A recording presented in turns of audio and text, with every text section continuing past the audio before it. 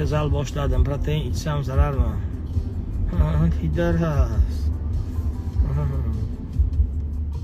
Ya, senlar meni boshqa asabimga tega olmaysanlar. U trener bo'lgan paytim senlar meni tugatgansanlar. Mana shu sochlarim, mana shu yonboshlari ketib qolganiga mana shu proteinchilar aybdor bo'lgan. Pidaraslar. Protein bu tarjima oddiy oqsil xolos. Tvorogda ham bor, tuxumda ham bor, go'shtda ham bor. Shuning uchun proteinni sotib olib nima keragi bor?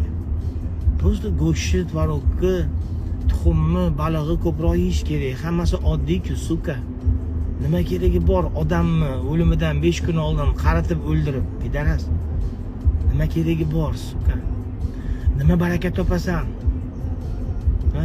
Ko'zim oldida ko'zimga qarab turib protein zararmi deb so'ra olaysanmi? Agar shunaqa deb so'ra olsang, ko'chada ko'yda ko'rib qolsang, mendan so'ragin, protein zararmi deb men senga o'zim yaxshi javob qaytaraman.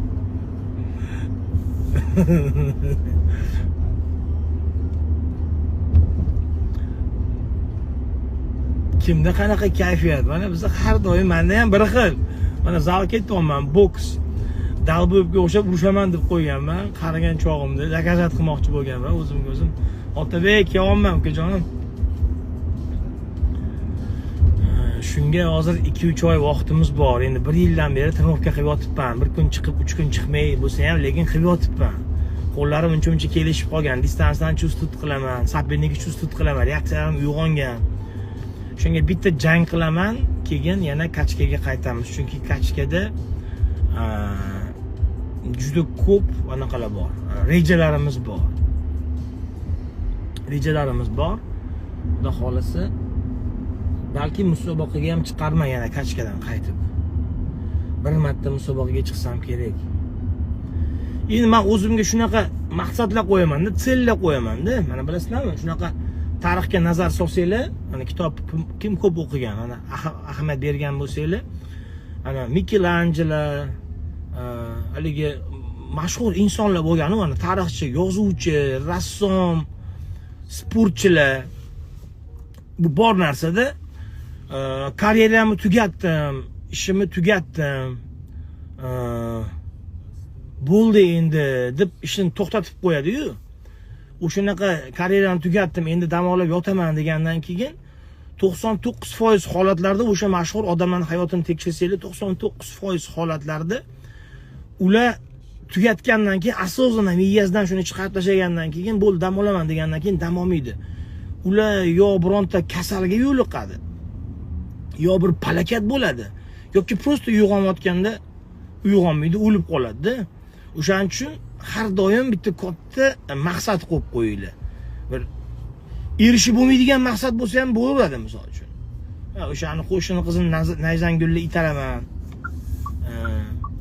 deb, bu Nayzangul juda bir baland oiladan bo'lsa ham, o'sha sila притяжения, sekret bor, shunaqa kitob o'qisanglar, yopiq eshiklar ham ochiladi. Har doim shu narsani o'ylayverasiz, shunga stремиться qilasiz. Ya'ni stремление degani maqsad degani nimada bo'ladi? O'shaning uchun prosta bo'ldi desa qilmayman endi, topgan pulim o'zimga yetadi, tashag'imni osiltirib yotaman desangiz, 99% holatlarda tashag'ingizni osiltirib yota olmaysiz. Bir yo balo keladi, bir yo qazo keladi, yo bir kasallikka uchraysiz, bir balo bo'lasiz-da, qarochi bor. O'shaning uchun maqsad qo'yinglar. Shunaqa, yana bilmadim. O'zimdan o'tgan narsalarni har doim yavam raskazoyda. Hozir o'rischa gapirsam, o'zbekcha gapir deysizlar. U nimaga ko'pincha o'rischa gapiraman? O'zi o'ris tili so'zga boy til. O'zbek tili so'zga unchalik boy emas. Ya'ni bir xil so'zlar ko'p. Nimaga dunyodagi eng zo'r qo'shiqlar, masalan, ingliz tilida so'z juda ko'p. 25 mingta so'z bor. 25 mingta. Ingliz tilida. O'ris tilida menimcha 2,5 mingtami so'z bor. O'zbek tilida juda kam so'z bor. Shuning uchun Xudoga shukr bir vaqtlar o'ris qizlar bilan yurganim mana qaranglar-da, bu dunyoda hech narsa behikmat bo'lmaydi. Hamma menga aytardi, shu o'ris qizlari ham bir kun badnom qiladi, shu tatar qizlari ham bir kun xor qiladi. To'g'ri, unaqa ham bo'ldi. Lekin bir yomonlikni, bir yaxshi tomoni bor. O'sha payt agar ruskiy yezikni bilmaganimda, o'sha o'ris qiz yoki o'sha Katyusha, Nadyusha, Lika, Lera yoki o'sha Natashka, Lizalar bilan yurmaganimda, gaplashib, o'pishib, tiqishib, men o'rischa so'zlarni yodlamagan bo'lardim. Ya'ni ruskiy yezikni bilmagan bo'lardim. Ruskiy yezikni bilmaganimda esa hamma ma'lumotlarni YouTube'dan o'g'irlab, o'rischani ko'rib, Google'dan o'sha payt ma'lumotlarni yig'ib, kachok bo'lmagan bo'lardim-da. Qaranglar, hamma narsa bir-biriga chambarchas bog'liqda bu hayotda. Aytaman-ku bitta kinoyimda. Все случайности не случайны. Barcha tasodiflar aslida tasodif emas. Bu dunyoda hech narsa biron sababsiz ro'y bermaydi. Mana o'sha payt o'ris qizlar bilan yurganim to'g'ri yomon. Lekin buni bir yaxshi tomoni. Yaxshi tomoni ruskiy yezikni o'rganganman. Undan keyin mana polni ruskiy kinolar, seriallar 11 yil disk ishlab chiqarganman, pirat bo'lganman. O'sha disklarni обязательно o'rischa yozish kerak bo'lgan описаниесini, bayviklar degan kolleksiya qilardik, 10 ta bayvikni yig'ardik, orqasiga описаниесini qo'yardik, yozardik. Disk ustiga ma'lumotlarni o'rischada yozardik. Shuni hammasini Photoshopda o'zim yasirdim. Qaranglar-da. Va undan keyin mana kachok olamiga kirib keldim. Kachkada hamma ma'lumotlar biza paytda mana 29 yoshimda kachkani boshlagan bo'lsam, bundan 11 yil oldin. 11 yil oldin hozirgidaqa kachokchalar yo'q edi, o'zbekcha ma'lumot. Ey, mana protein, mana men bu bitsevski ishlayman, men aqlli, hozir chiqib ketgan hammasi через один motivator biladi. O'zi biladi 5 yil ukoli tiqib ishib olgan jalab, umrda yeydi bular chiqib olib turib. Umrda yeb boradi bular.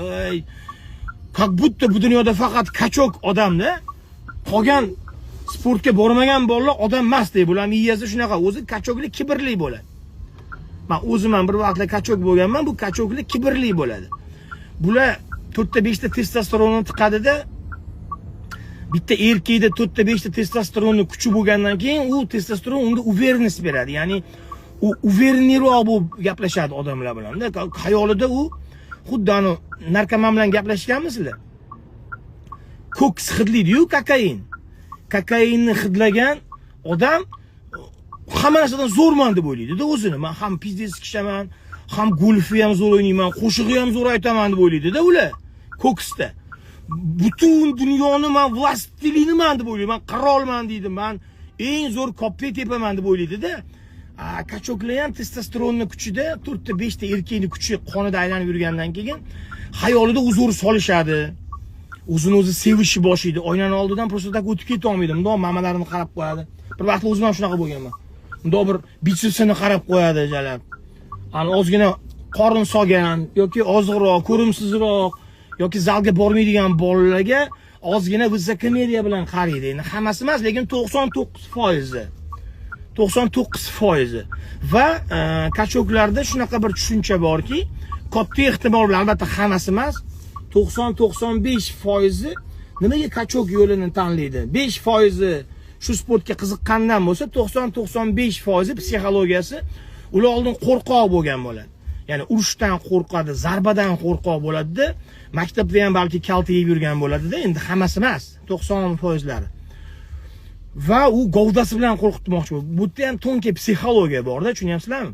Lekin shu 50-60 kilolik boyets yoki borets yoki boksyor kelib turib, bitta udar bilan uxlatib qo'yishini na подсознательном уровне biladi, ya'ni o'sha miyasi on ostir tushunadi, что jalab kim bilandir sxvatka bo'lib qolsa, uxlab qolishini ham biladi-yu, lekin haligi tanasidagi 4 ta 5 ta erkakning testosteroni unga unaqa qilmaydi.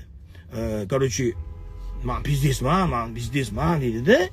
Shunaqa tomonlari bor jalab. Men ruskiy yezikdan boshlagandim, kachokka o'tib ketib qoldim. Xullas ruskiy yezikning foydasi, keyin men o'rischada ma'lumotlar izladim. Trenersiz kachok bo'ldim va musobaqalarga chiqdim. Bir yutdim, bir yutqizdim. 70 kiloda yutdim, oltin medal, 75 kiloda yutdim. Keyin Yevropada 37 ta davlat ichida statuetka oldim. Top 6 ta finalistlar qatorida.